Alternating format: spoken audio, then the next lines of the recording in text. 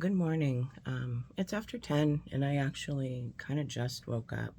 Well, I woke up earlier. I think I woke up at maybe 7 or 7:30. Probably went to bed and it was after midnight. It might have been later. Anyways, I had quite a few dreams. I won't get into that. Some of them were really random and I just wanted to get on here and share. I was thinking about a lot of things, as I often do. I was thinking about the rat race and I was thinking about life and just all the people that I've talked with throughout the last 8+ years. Just about their relationships, about their life, about their work, about their families and their kids. Um, I'll ask simple questions like, well, what did you want to be when you grew up? You know, when you're a kid, you think, oh, I want to be a ballerina or a firefighter or, a mail carrier or an accountant. You even go to school for some of those things. And possibly you even have done some of those jobs. Um, some of the things I thought I wanted to be when I was younger, um, one of them was a firefighter. I just thought that it wasn't that it was a cool job, it was that it was an important job. Like you were saving lives. And it was, I don't know, I guess it seemed like it was an exciting thing to do, um, and rewarding, I guess. Needless to say, I've never been a firefighter. Um, I wanted to be the one that went into the burning building. My ex husband wanted to drive the fire truck. It was just a conversation we had had before.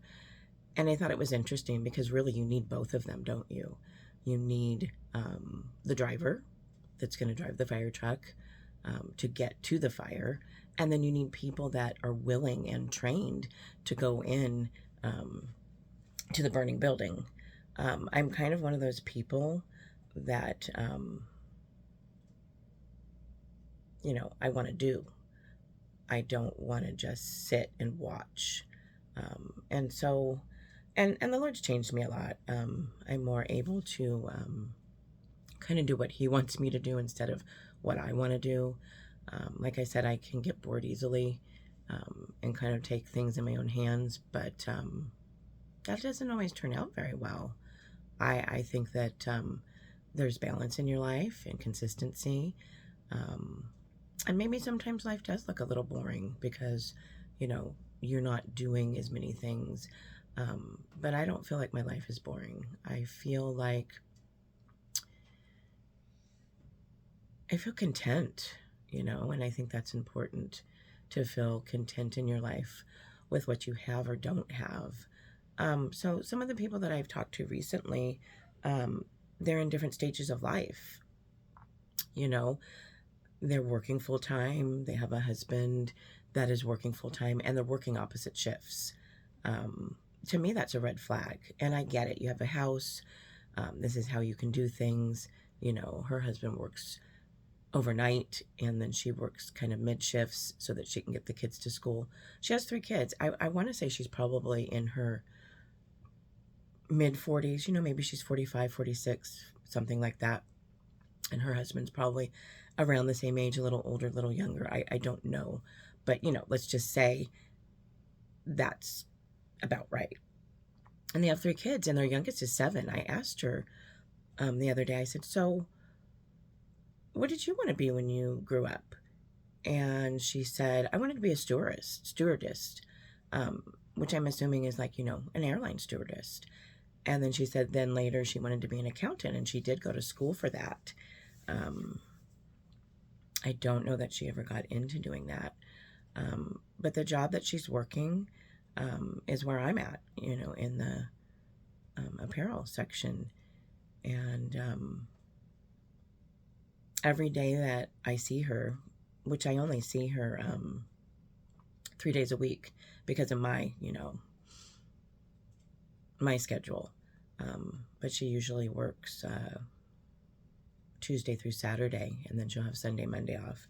She actually gave up her Saturday to have a Sunday, no, to have Monday for herself. And I think it is important, you need to recharge and have a moment where you're not having to do anything for, your spouse or your kids or anybody else. You have to recharge, but it's not enough. I can tell you that right now. One day is not enough to recharge if you're perpetually in this rat race and exhausted, and you're trying to raise the kids, and you're trying to fill your bucket, and you're trying to fill other people's buckets, but really you're not able to fill people's buckets. You want to, but your bucket is empty, so it's really hard to be able to fill other people's buckets. You do love your family, you love your spouse, but you feel empty. You feel like, I go to work every day, I don't get to see you, I talk to you a few times on the phone, this, that, and the other thing. Something interesting also that she said was, she had some chairs and she really liked them, and they weren't really that old. And her husband went and bought new chairs and put the old chairs outside. She's really upset. She's like, why are there new chairs when those chairs are fine? Those chairs are broken and they feel comfortable. And she wanted the old chairs. And, the other thing was, I don't think they really talked about it. He just made a decision to get some new chairs. And so there's already that, kind of like, hey, why didn't we talk about it? And really, how do you talk about it when you're working opposite shifts? And she even talked about some other chairs. I guess they were like stools that went around the kitchen island or something. And again, and I don't know when these happened, but she just was sharing with me. She said that he bought new ones and moved the other ones out, and they weren't really that old either. And so I get that it can be frustrating, especially when you don't have that communication with your spouse. You feel kind of like discounted. And yet we as people, we have ideas and we have thoughts and we want to do things. And maybe in his mind, he was thinking, I'm earning money and I want to help the family out, and I want to get some nice things that look nice and they're not ratty and whatever. Which makes me think about, how we want to stick with things that are old because it's comfortable. Whenever something is removed from us, or we know we have to start something new, whether it's a new job or going to counseling or doing something different, because what we're doing is not working. We're doing the same thing. We're not getting up in time to go to work because we're tired, because we're exhausted, because, we're working 40 hours a week, and that 40 hours is really longer than that because of traveling.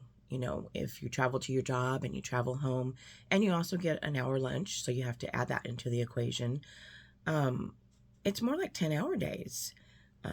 And then if you get groceries afterwards, and you got dinner to make, and you got the kids to get from school or take here and there afterwards, and then the connections that you would make with family and friends, or that you're really too exhausted to even do that. And then you really want to take care of yourself too. Maybe go to the gym or see a friend and sit and chat. And it doesn't seem like there's any time to do any of those things. You can have the opposite problem where you have a lot of time, you're retired or you're working part-time, and it's still, what I wanted to say is it's slowed down, and the people that you used to see, you're not seeing when you are at the store. I know some ladies that have retired, and they don't get to see, people, they don't get to interact. And so a lot of their social stuff was at work, getting to see coworkers and getting to see customers. And so it can really kind of be a lonely journey where, your family, even if you live by family, you live by your parents, or you live by grandkids or whatever, they're busy, doing life and taking care of this and that. And so it's not that they really don't have time for you or they don't want to have time for you. It's just, they're raising their family. And I totally get that. and then if you don't have a vehicle, you can't just run over and see them.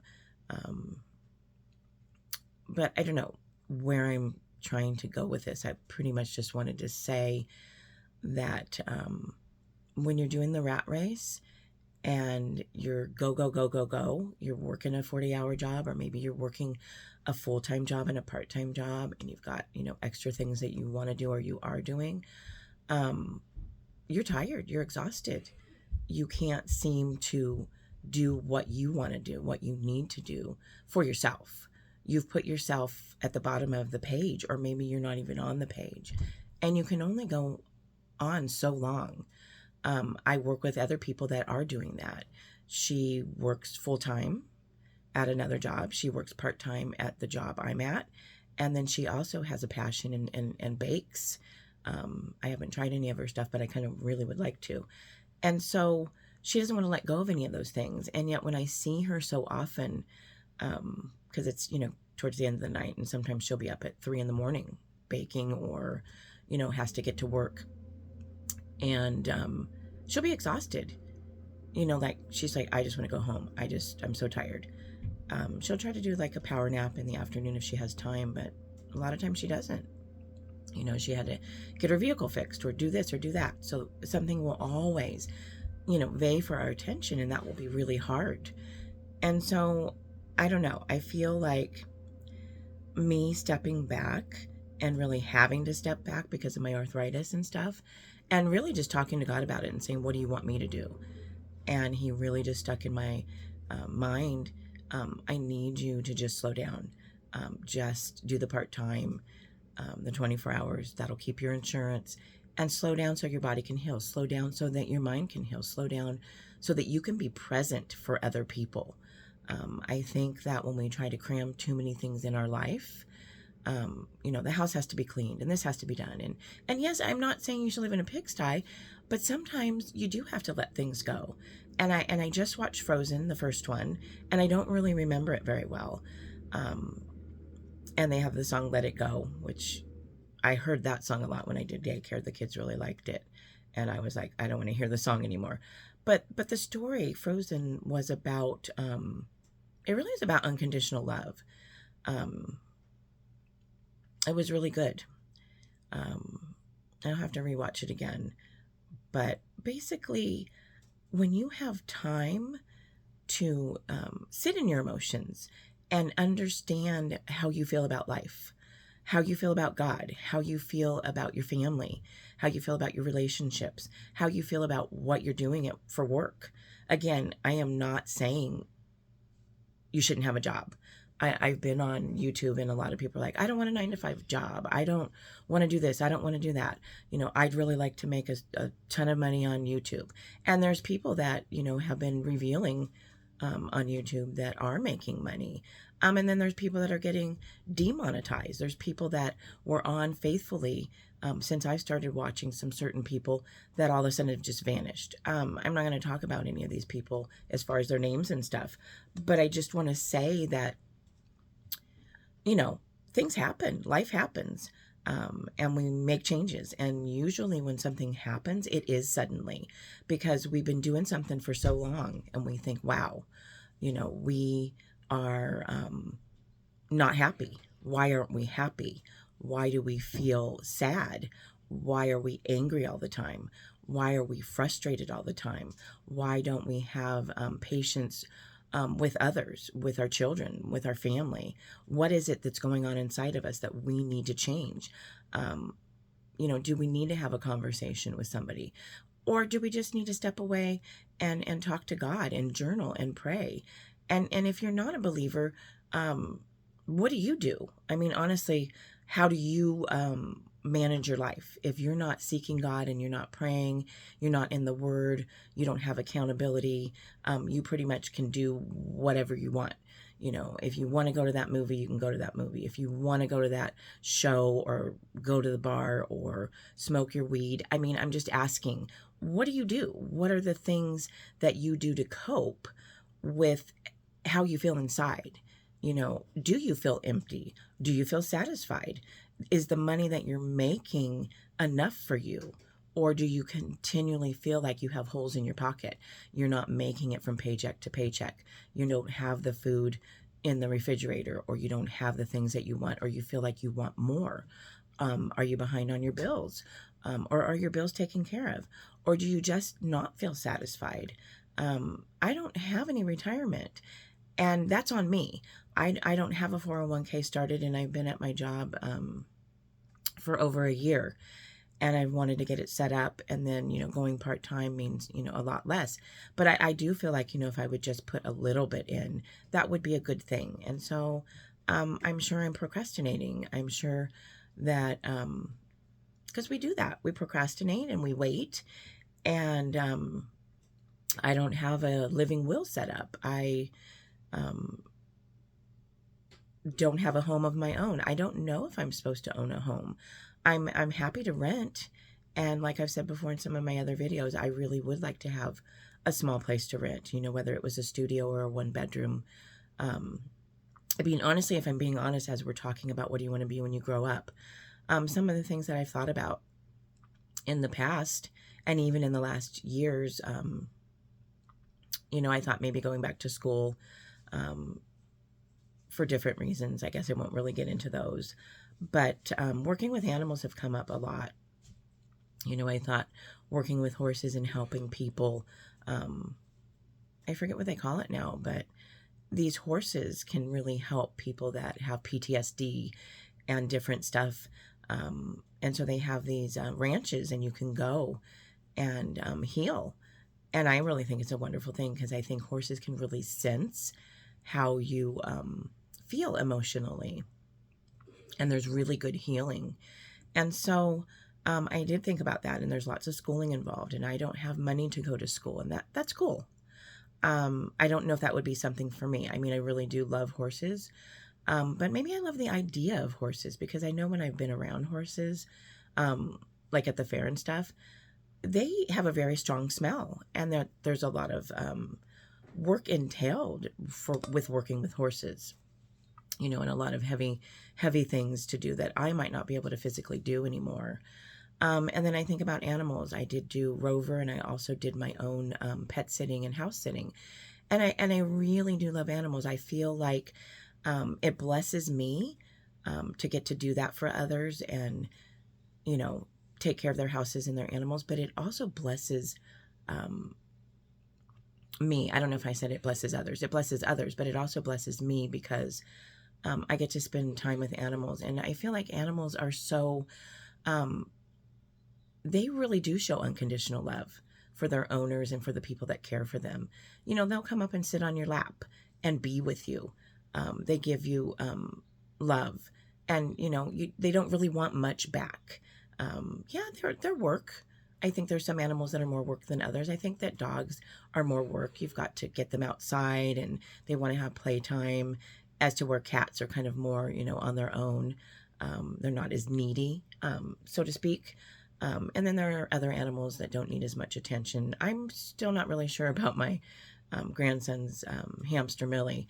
I feel like she does want attention, and she's not really happy in her environment, even though the first cage we got was really small, and I knew that wasn't going to be good for her. That's why I built a cage with a plastic bin, and made the lid and everything. And it's really nice. I was really proud of myself. The first one didn't turn out as well, so I made another one, and this one turned out really nice.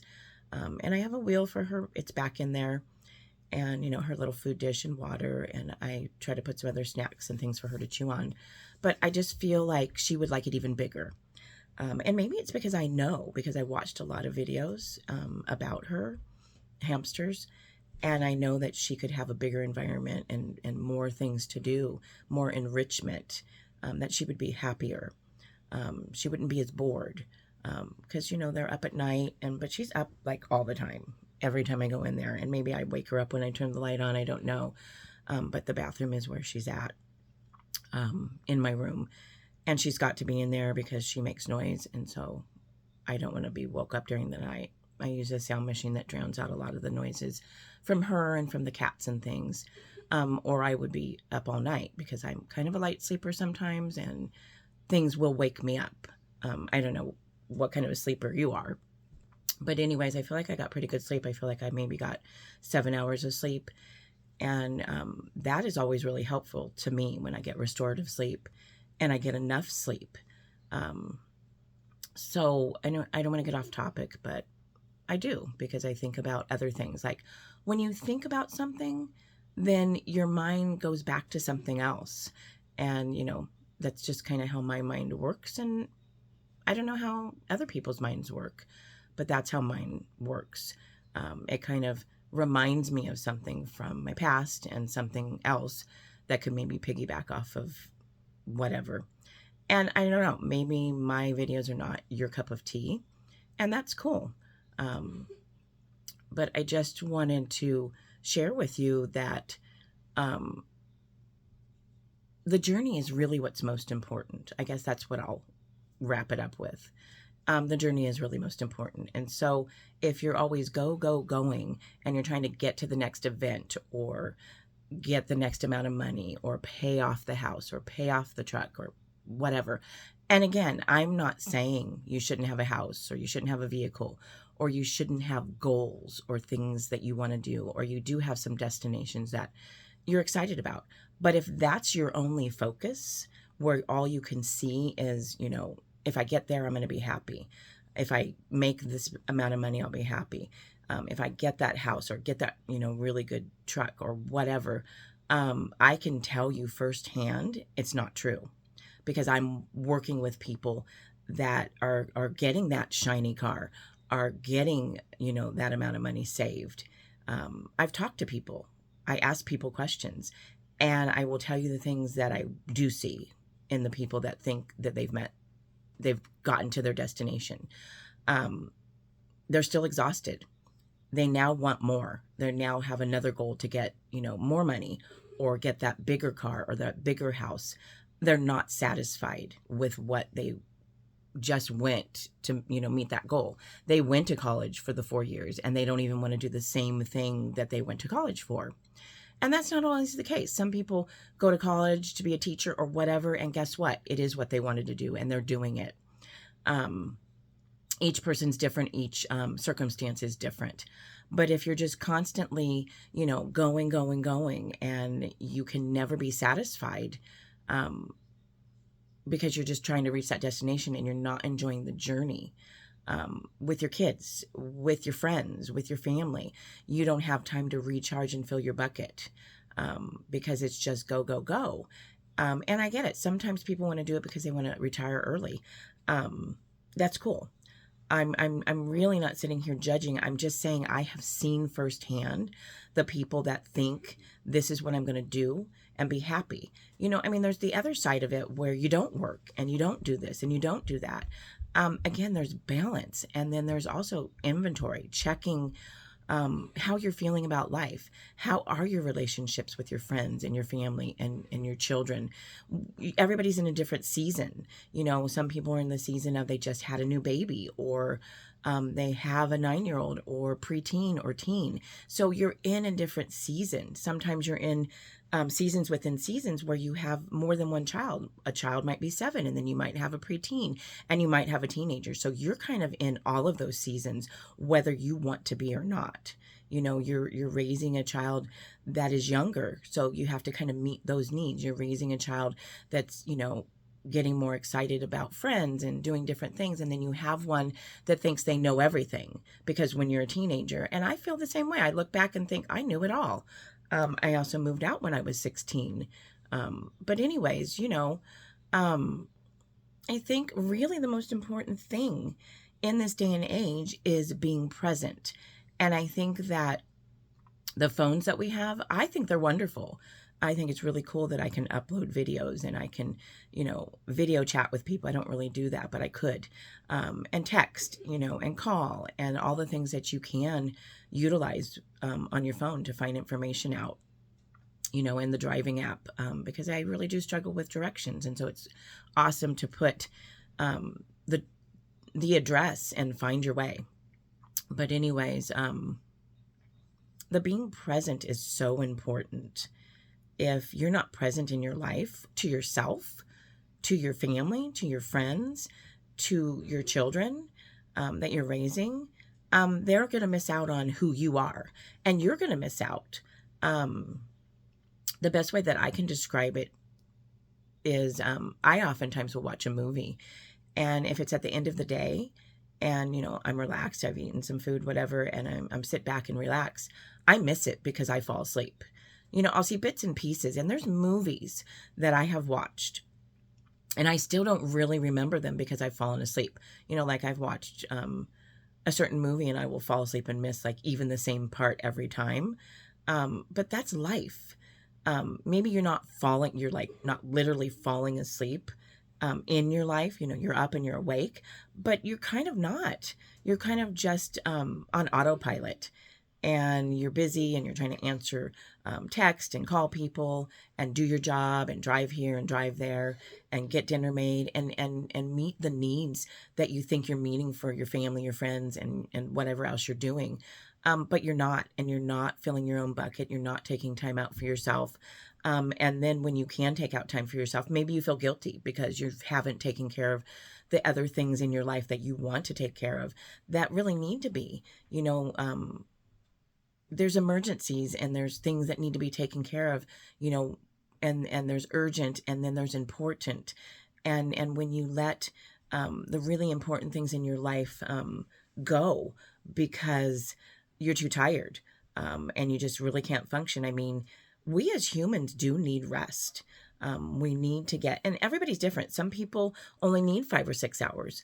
Some people need maybe 9 hours. And I know it's different for children. They need more because they're still growing. Their bones are growing, their body's growing. And so they need more sleep. And I believe teenagers need more sleep. And I would say they're probably getting the less amount of sleep. And that's what I think is going on with the depression, the rate of depression, and even suicide in young people, because they are depressed and they are on their phones and they're isolated and they think they're getting socialization, but they're not. It's not the same thing as actually having a face-to-face with somebody, talking with somebody. I know during the pandemic, a lot of people were, at home, and there were a lot of older people that were more isolated. And I think that they would have lived longer if they had had the socialization, going to the senior stuff and getting out and seeing a friend and having a friend come over and see them. I think there's something to be said about face to face, that we need to have it. We need to have encounters with people. And sometimes you can't, and I get that, but you still need to have that in order to feel important. We as people need to have connections. And, my mom was really isolated in the rest home, in the nursing home. And I was really glad that my dad was there every single day. It was really hard to be there. And I really think about how hard it must have been after we couldn't go see her. So it would have been March. And so March to April, April to May, May to June, June to July, July to August, August to September, September to October, October to November, November to December. So she was in there about 9 more months before she did have another stroke, and, didn't make it. They claimed that she had COVID, but I'm pretty sure even if she did, it was the stroke that, caused her to die. But she was, and maybe also just being in there without seeing Dad or seeing anybody else that she knew. I was able to come and see her, but, pretty much it was just my dad.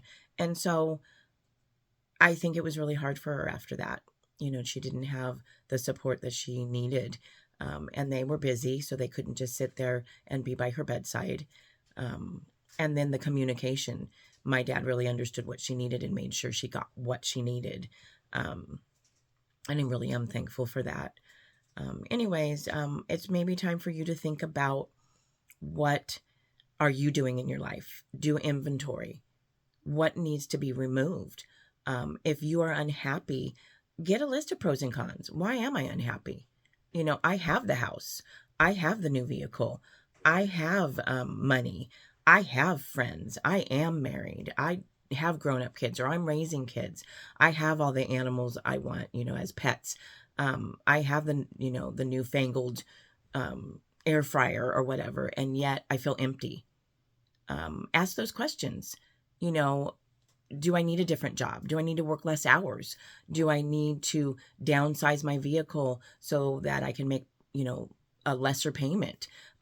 Do I need to think about selling my place because it's not really the right place, and downsize it? Do I need to have a yard sale, or I guess you can sell things on Facebook? Do I have too many items? Do I need to give some things away? Clothes that don't fit anymore. There's rescue missions. There's places. There's a woman's place. I forget what it's called, but I'm sure there's probably all over the world. There's places for kids and shelters and things that you could bring, even furniture and old things that you don't use anymore. Or if you want to sell them, there's lots of antique places. Or if you want to take them to a thrift store, how many things do you have? Start doing inventory and empty out those things and just be like, well, I don't need them. Somebody else could use them. If a family member could use them, there's no sense in hoarding the stuff. And again, you're not going to take it with you. So I think clearing out the clutter, and having less, and I'm going to do that again. I don't have a lot of stuff, but yet I still feel like I've accumulated stuff in the last even couple of years.